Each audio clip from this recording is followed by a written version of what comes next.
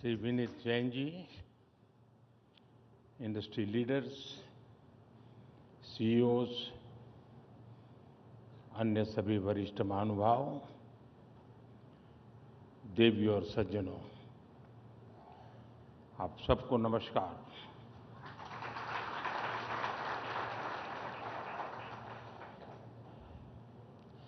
Last time जब मैं ET summit में आया था तो चुनाव होने ही वाले थे और उस समय मैंने आपके बीच पूरी विनम्रता से कहा था कि हमारे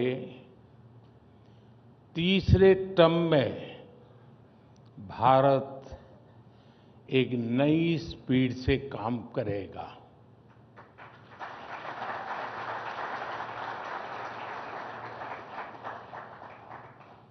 मुझे संतोष है कि ये स्पीड आज दिख भी रही ही है और देश इसको समर्थन भी दे रहा है। नई सरकार बनने के बाद देश के अनेक राज्यों में बीजेपी एनडीए को जनता का आशीर्वाद लगातार मिल रहा है। जून में ओडिशा के लोगों ने विकसित भारत के संकल्प को गति दी, फिर हरियाणा के लोगों ने समर्थन किया और अब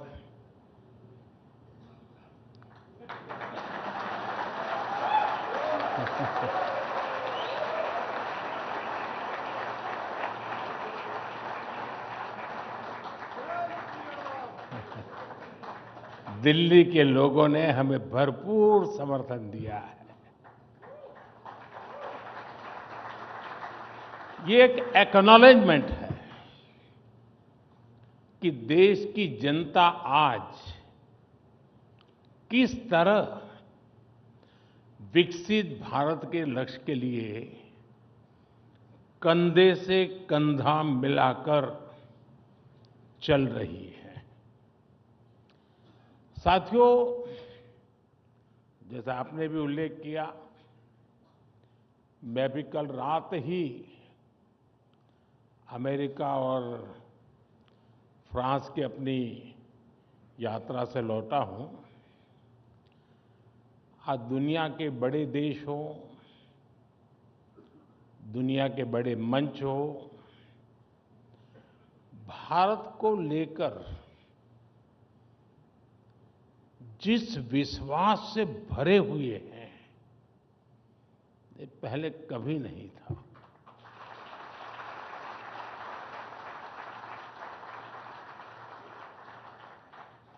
ये पेरिस में एआई एक्शन समिट के दौरान हुए डिस्कशन में भी रिफ्लेक्ट हुआ है।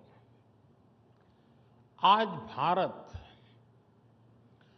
ग्लोबल फ्यूचर से जुड़े विमर्श के सेंटर में है और कुछ चीजों में उसे लीड भी कर रहा है।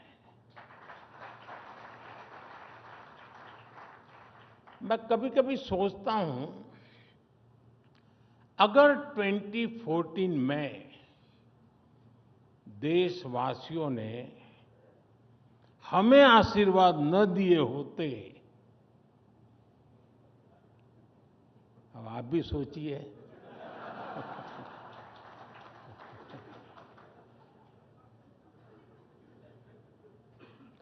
भारत में रिफॉर्म्स की एक नई क्रांति शुरू होती, यानी मुझे नहीं लगता है कि हो सकता है, ये कतई नहीं होता। आप भी इस बात को यानी सिर्फ कहने को नहीं, कन्विंस होंगे। क्या इतने सारे बदलाव होते क्या? आप में से जो हिंदी समझते होंगे उनको मेरी बात तुरंत समझ में आई होगी।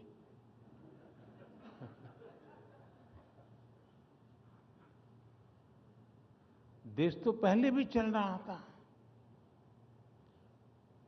कांग्रेस स्पीड ऑफ डेवलपमेंट और कांग्रेस स्पीड ऑफ करप्शन, ये दोनों चीजें देश देख रहा था।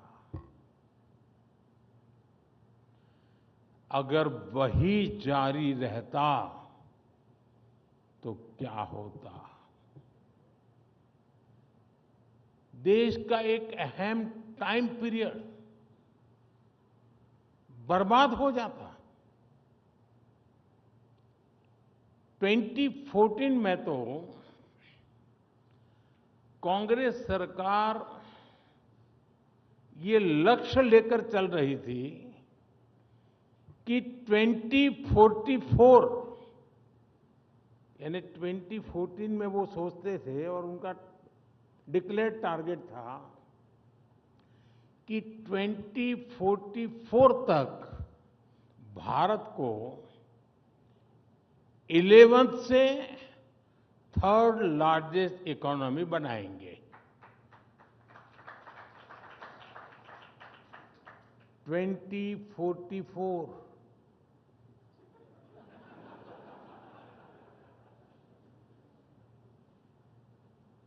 यानी 30 साल का टाइम पीरियड था।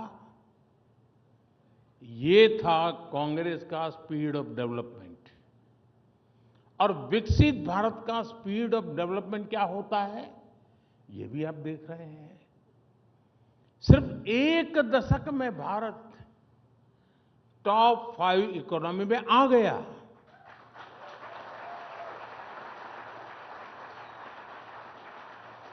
और साथियों, मैं पूरी जिम्मेवारी से कह रहा हूं, अब अगले कुछ सालों में ही आप भारत को दुनिया की 3rd लार्जेस्ट इकोनॉमी बनते देखेंगे।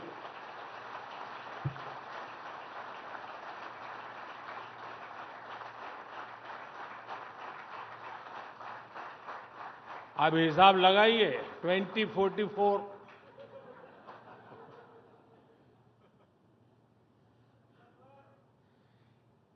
एक युवा देश को यही स्पीड चाहिए। और आज इसी स्पीड से भारत चल रहा है। साथियों, पहले की सरकारें रिफॉर्म से बचती रही, और ये बात भूलना नहीं चाहिए। ये ईटी वाले भुला देते हैं। नहीं, मैं याद कराता हूं।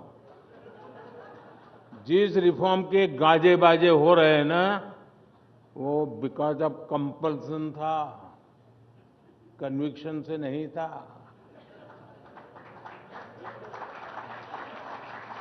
आज हिंदुस्तान जो रिफॉर्म कर रहा है, वो कन्विक्शन से कर रहा है।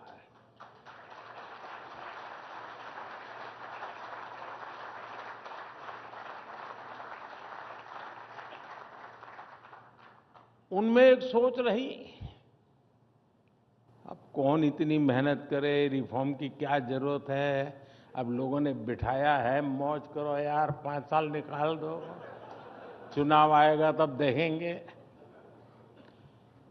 अक्सर इस बात की चर्चा ही नहीं होती थी कि बड़े रिफॉर्म से देश में कितना कुछ बदल सकता है।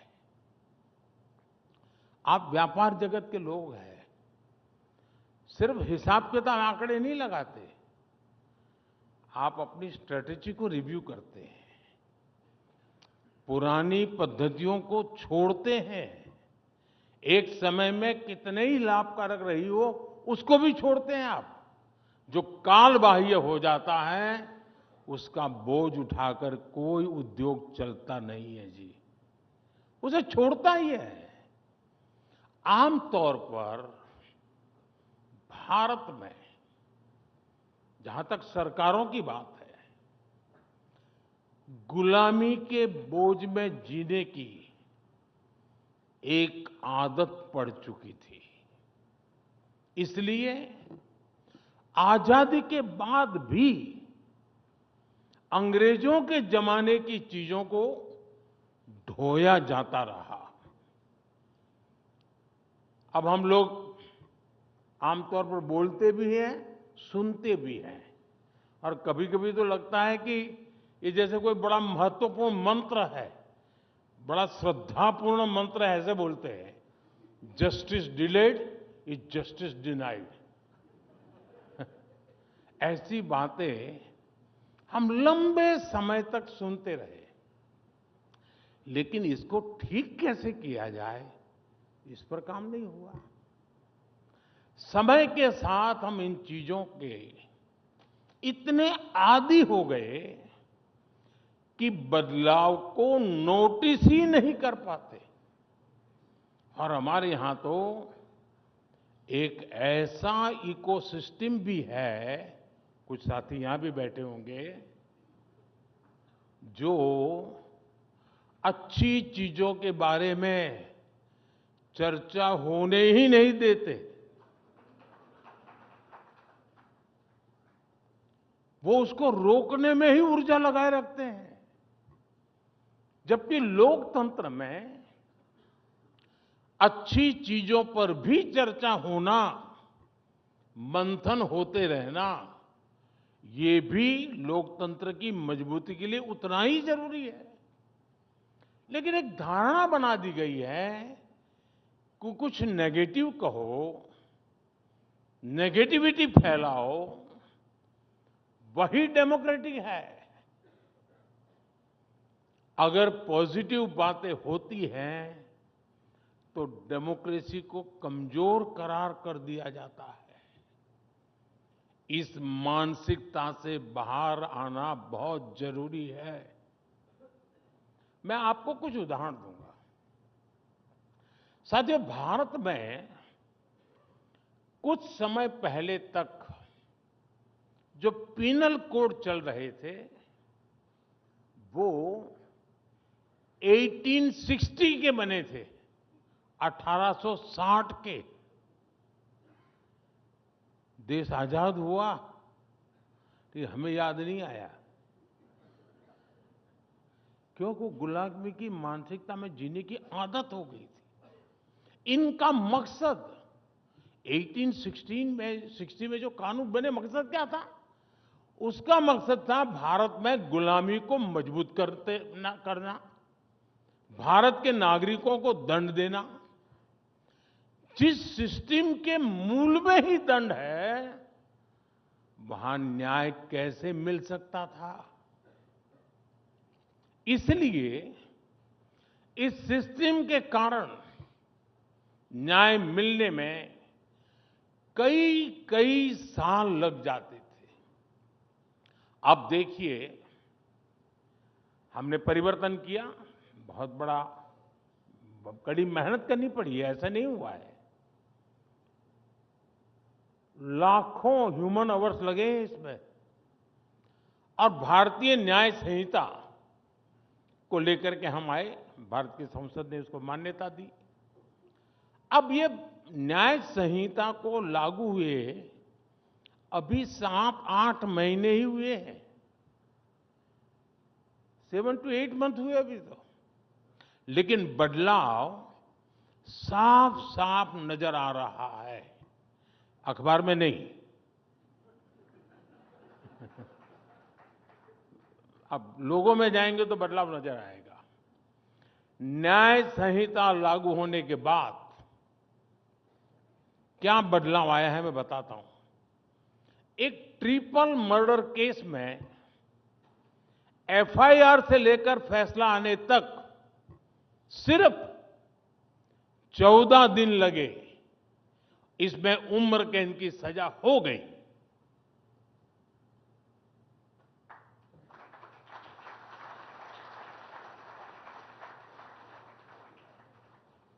एक स्थान पर एक नाबालिग की हत्या के केस को 20 दिन में अंतिम परिणाम तक पहुंचाया गया। गुजरात में गैंगरेप के एक मामले में 9 अक्टूबर को केस दर्ज हुआ। 26 अक्टूबर को चार्जशीट भी दाखिल हो गई और आज 15 फरवरी को ही कोर्ट ने आरोपियों को दोषी करार दे दिया।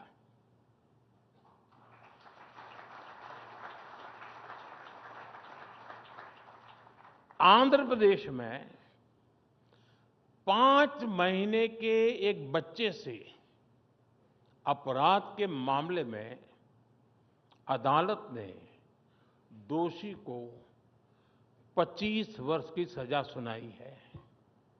इस केस में डिजिटल सबूतों ने बहुत बड़ी भूमिका निभाई। एक और मामले में रेप और मर्डर के आरोपी की तलाश में ई प्रिजन मॉड्यूल से बड़ी मदद मिली। इसी तरह एक राज्य में रेप और मर्डर का केस हुआ और तुरंत ही पता चल गया कि संदिग्ध दूसरे राज्य में एक क्राइम में पहले जेल जा चुका है। इसके बाद उसकी गिरफ्तारी पे भी समय नहीं लगा। ऐसे अनेक मामले में गिना सकता हूं जिसमें आज लोगों को तेजी से न्याय मिलने लगा है। साथियों, ऐसा ही एक बड़ा रिफॉर्म प्रॉपर्टी राइट्स को लेकर हुआ है। यूएन की एक स्टडी में किसी देश के लोगों के पास प्रॉपर्टी राइट्स का न होना एक बहुत बड़ा चैलेंज माना गया है। दुनिया के अनेक देशों में करोड़ों लोगों के पास प्रॉपर्टी के कानूनी दस्तावेज नहीं है, जबकि लोगों के पास प्रॉपर्टी राइट्स होने से गरीबी कम करने में मदद मिलती है।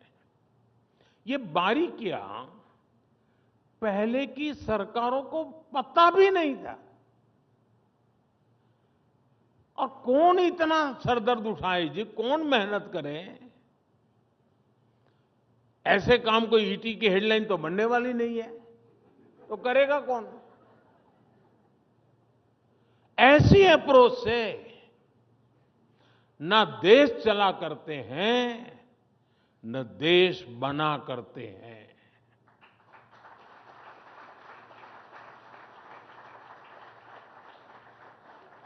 और इसलिए हमने स्वामित्व योजना की शुरुआत की।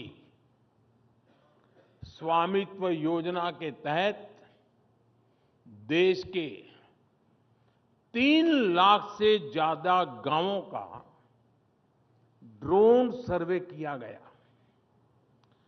2.25 करोड़ से ज्यादा लोगों को प्रॉपर्टी कार्ड दिए गए।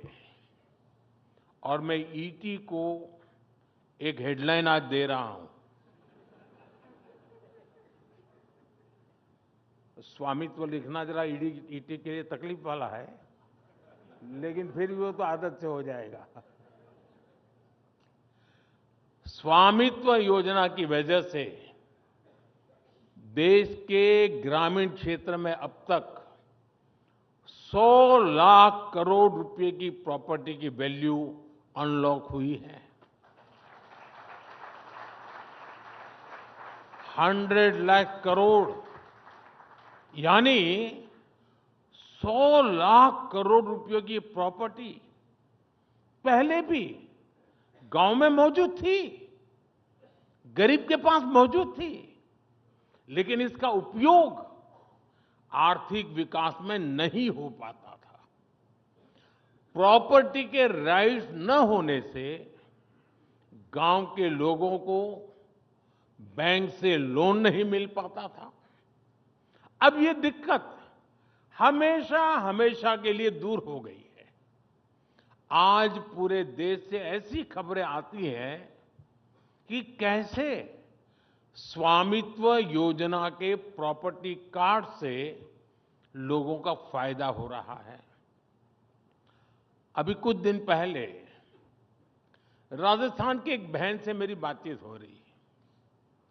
उस बहन को स्वामित्व योजना के तहत प्रॉपर्टी कार्ड मिला हुआ है। इनका परिवार 20 साल से एक छोटे से मकान में रहता था। जैसे ही प्रॉपर्टी कार्ड मिला तो उनको बैंक से करीब 8 लाख का लोन मिला। 8 लाख रुपए का लोन मिला कागज मिलने से। इस पैसे से उस बहन ने एक दुकान शुरू की। अब उससे हुई कमाई से वो परिवार अब अपने बच्चों की हायर एजुकेशन के लिए सपोर्ट कर पा रही है। एंड अब देखिए कैसे बदलाव आता है। एक और राज्य में एक गांव में एक व्यक्ति ने प्रॉपर्टी कार्ड दिखाकर बैंक से 4.5 लाख का लोन लिया। उस लोन से उसने एक गाड़ी खरीदी और ट्रांसपोर्टेशन का काम उसने शुरू कर दिया। एक और गांव में एक व्यक्ति ने प्रॉपर्टी कार्ड पर लोन लेकर अपने खेत में मॉडर्न इरिगेशन फैसिलिटी तैयार करवाई। ऐसे ही कई उदाहरण हैं जिनसे गांवों में गरीबों को कमाई के नए रास्ते बन रहे हैं। ये रिफॉर्म, परफॉर्म, ट्रांसफॉर्म की असली स्टोरीज हैं जो अखबारों और टीवी चैनल्स के हेडलाइन में नहीं आती है। साथियों, आजादी के बाद हमारे देश में अनेकों ऐसे जिले थे जहां सरकारें विकास नहीं पहुंचा पाई और ये उनके गवर्नेंस की कमी थी। बजट तो होता था, डिक्लेयर भी होता था, सेंसस के रिपोर्ट भी छपते थे, ऊपर गया कि नीचे गया। करना ये चाहिए था कि इन जिलों पर खास फोकस करते, लेकिन इन जिलों को पिछड़े जिले, बैकवर्ड डिस्ट्रिक्ट, इसका लेबल लगाकर उन जिलों को अपने हाल पर छोड़ दिया। इन जिलों को कोई हाथ लगाने को तैयार नहीं होता था। यहां सरकारी अफसर भी अगर ट्रांसफर होती थी तो ये मान लिया जाता था कि पनिशमेंट पोस्टिंग पर भेजा गया है। साथियों, इतना नेगेटिव एनवायरनमेंट, उस स्थिति को मैंने एक चुनौती के रूप में लिया और पूरे अप्रोच को ही बदल डाला। हमने ऐसे देश के करीब 100 से ज्यादा जिलों को आइडेंटिफाई किया, जिसको कभी बैकवर्ड जिला कहते थे। मैंने कहा ये एस्पिरेशनल डिस्ट्रिक्ट है, ये बैकवर्ड नहीं है। हमने यहां देश के युवा अफसरों को वहां पर ड्यूटी देना शुरू कर दिया। माइक्रो लेवल पर गवर्नेंस को सुधारने का प्रयास शुरू किया। हमने उन इंडिकेटर्स पर काम किया जिसमें ये सबसे पीछे थे। फिर मिशन मोड पर कैंप लगाकर सरकार की फ्लैगशिप योजनाओं को यहां लागू किया। आज इनमें से कई एस्पिरेशनल डिस्ट्रिक्ट्स देश के इंस्पिरेशनल डिस्ट्रिक्ट्स बन चुके हैं।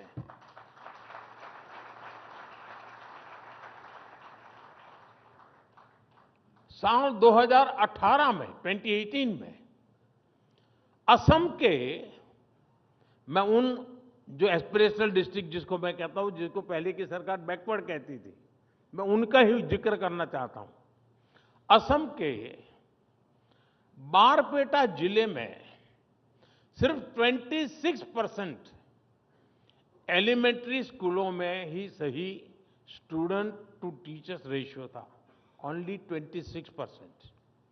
आज उस डिस्ट्रिक्ट में 100% स्कूलों में स्टूडेंट टीचर रेशियो आवश्यकता के अनुसार हो गया। बिहार के बेगूसराय जिले में सप्लीमेंट्री न्यूट्रिशन लेने वाली गर्भवती महिलाओं की संख्या ओनली 21% थी। बजट नहीं था, ऐसा नहीं था, बजट तो था, ओनली 21%। उसी प्रकार से यूपी के चंदौली जिले में ये 14% थी। आज दोनों जिलों में ये 100% हो चुकी है।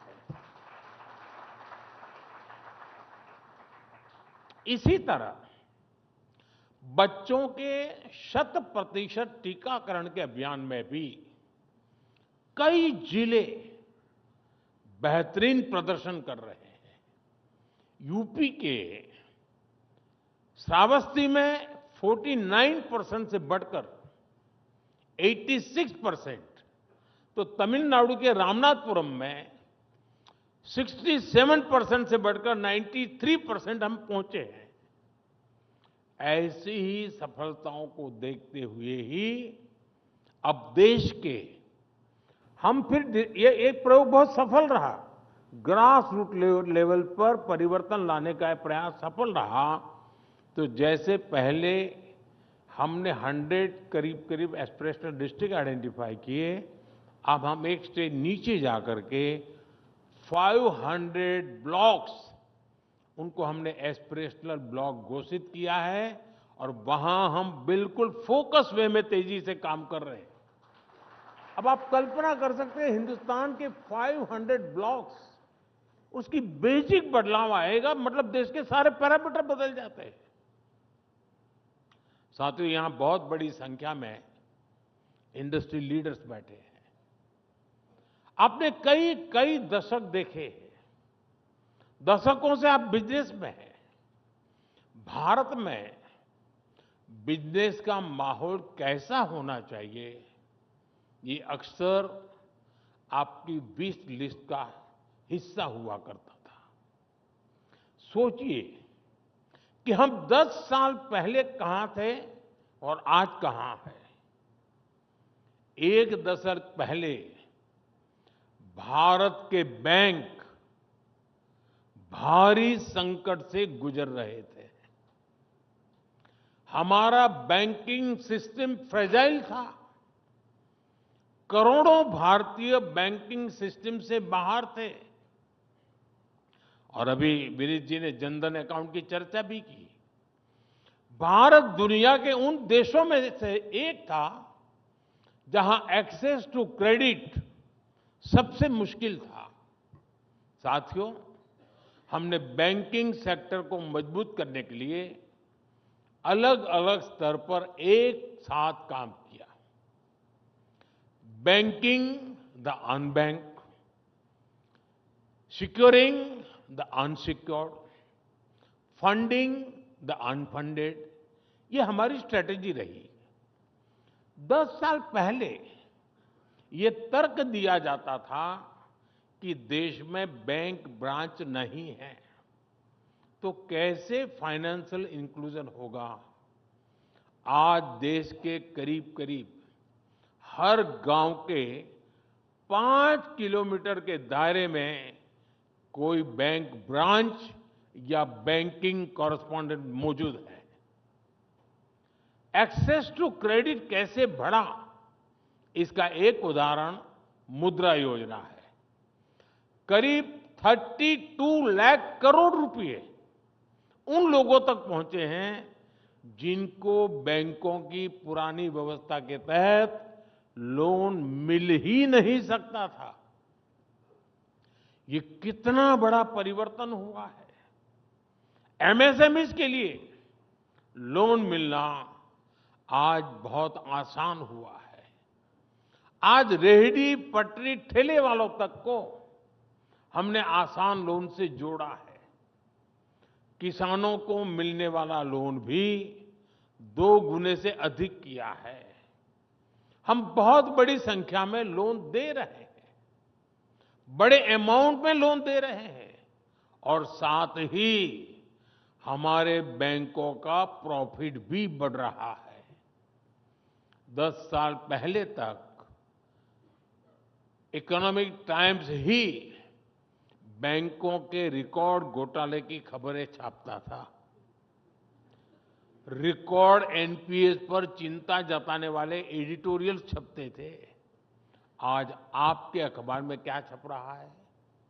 अप्रैल से दिसंबर तक सरकारी बैंकों ने 1.25 लाख करोड़ रुपए से अधिक का रिकॉर्ड प्रॉफिट दर्ज किया है।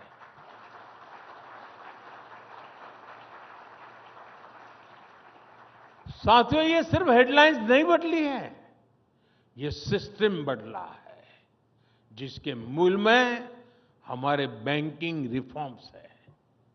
ये दिखाता है कि हमारी इकोनॉमी के पिलर्स कितने मजबूत हो रहे हैं। साथियों, बीते दशक में हमने फियर ऑफ बिजनेस को ईज ऑफ डूइंग बिजनेस में बदला है। जीएसटी के कारण देश में जो सिंगल लार्ज मार्केट की व्यवस्था बनी है, उससे भी इंडस्ट्री को बहुत फायदा मिल रहा है। बीते दशक में इंफ्रास्ट्रक्चर में भी अभूतपूर्व विकास हुआ है। इससे देश में लॉजिस्टिक कॉस्ट घट रही है, एफिशिएंसी बढ़ रही है। हमने सैकड़ों कंप्लायंसेस खत्म किए और अब जन विश्वास 2.0 से और भी कंप्लायंसेस को कम कर रहे हैं। समाज में, और ये मेरा कन्विक्शन है, सरकार का दखल और कम हो, इसके लिए सरकार एक डीरेगुलेशन कमीशन भी बनाने जा रही है।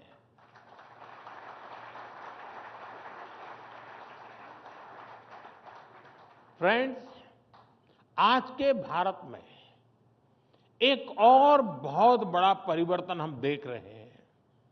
ये परिवर्तन फ्यूचर की तैयारी से जुड़ा है। जब दुनिया में पहली औद्योगिक क्रांति शुरू हुई, तो भारत में गुलामी की जकड़न मजबूत होती जा रही थी। दूसरी औद्योगिक क्रांति के दौरान जहां दुनिया में नए नए इन्वेंशंस, नई फैक्ट्रियां लग रही थी, तब भारत में लोकल इंडस्ट्री को नष्ट किया जा रहा था। भारत से रॉ मटेरियल बाहर ले जाया जा रहा था।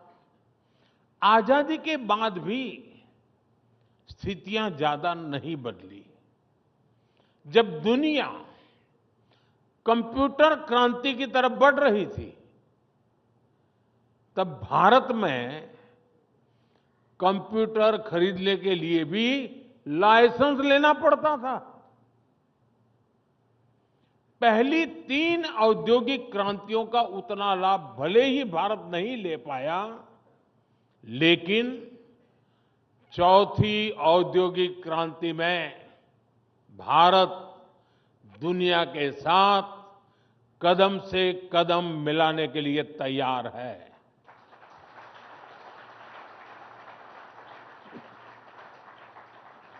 साथियों, विकसित भारत की यात्रा में हमारी सरकार प्राइवेट सेक्टर को बहुत अहम सहभागी मानती है। सरकार ने बहुत सारे नए सेक्टर्स को प्राइवेट सेक्टर के लिए खोल दिया है, जैसे स्पेस सेक्टर। आज बहुत सारे नौजवान, बहुत सारे स्टार्टअप्स इस स्पेस सेक्टर में बड़ा योगदान दे रहे हैं। ऐसे ही ड्रोन सेक्टर कुछ समय पहले तक लोगों के लिए क्लोज था। आज इस सेक्टर में यूथ के लिए बहुत सारा स्कोप दिख रहा है। प्राइवेट फर्म्स के लिए कॉमर्शियल कोल माइनिंग का क्षेत्र खोला गया है। ऑक्शंस को प्राइवेट कंपनियों के लिए लिबरलाइज किया गया है। देश के रिन्यूएबल एनर्जी अचीवमेंट में हमारे प्राइवेट सेक्टर की बहुत बड़ी भूमिका है। और अब पावर डिस्ट्रीब्यूशन सेक्टर में भी हम प्राइवेट सेक्टर को आगे बढ़ा रहे हैं ताकि इसमें और एफिशिएंसी आए। हमारे इस बार के बजट में भी एक बहुत बड़ा बदलाव हुआ है। हमने यानी पहले कोई ये बोलने की हिम्मत नहीं करता था, हमने न्यूक्लियर सेक्टर को भी प्राइवेट पार्टिसिपेशन के लिए खोल दिया है। साथियों, आज हमारी पॉलिटिक्स भी परफॉर्मेंस ओरिएंटेड हो चुकी है। अब भारत की जनता ने दो टूक कह दिया है, टिकेगा वही जो जमीन से जुड़ा रहेगा, जमीन पर रिजल्ट लाकर दिखाएगा। सरकार को लोगों की समस्याओं के प्रति संवेदनशील होना बहुत जरूरी है, उसकी पहली आवश्यकता है। हमसे पहले जिन पर पॉलिसी मेकिंग का जिम्मा था, उनमें संवेदनशीलता शायद बहुत आखिर में नजर आती थी, इच्छा शक्ति भी बहुत आखिर में नजर आती थी। हमारी सरकार ने संवेदनशीलता के साथ लोगों की समस्याओं को समझा, जोश और जुनून के साथ उन्हें सुलझाने के लिए जरूरी कदम उठाए।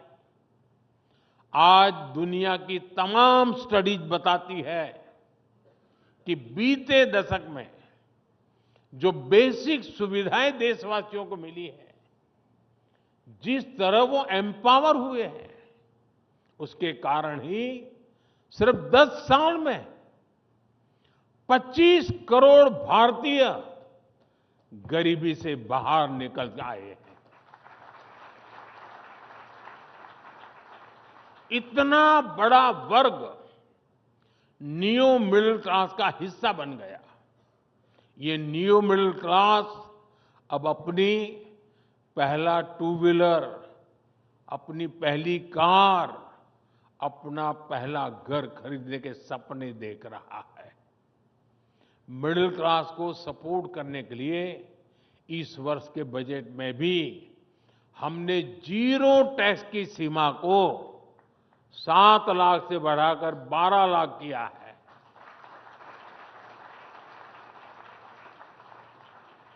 इस फैसले से पूरा मिडिल क्लास मजबूत होगा, देश में इकोनॉमिक एक्टिविटी भी और बढ़ेगी।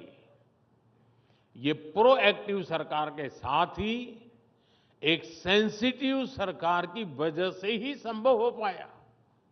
साथियों, विकसित भारत की असली नींव विश्वास है, ट्रस्ट है। हर देशवासी, हर सरकार, हर बिजनेस लीडर में ये एलिमेंट होना बहुत जरूरी है। सरकार अपनी तरफ से देशवासियों में विश्वास बढ़ाने के लिए पूरी शक्ति से काम कर रही है। हम इनोवेटर्स को भी एक ऐसे माहौल का विश्वास दे रहे हैं जिस पर वो अपने आइडियाज को इंक्यूबेट कर सकते हैं। हम बिजनेस को भी पॉलिसीज के स्टेबल और सपोर्टिव रहने का विश्वास दे रहे हैं। मुझे उम्मीद है कि ईटी की ये समिट इस विश्वास को और मजबूती देगी।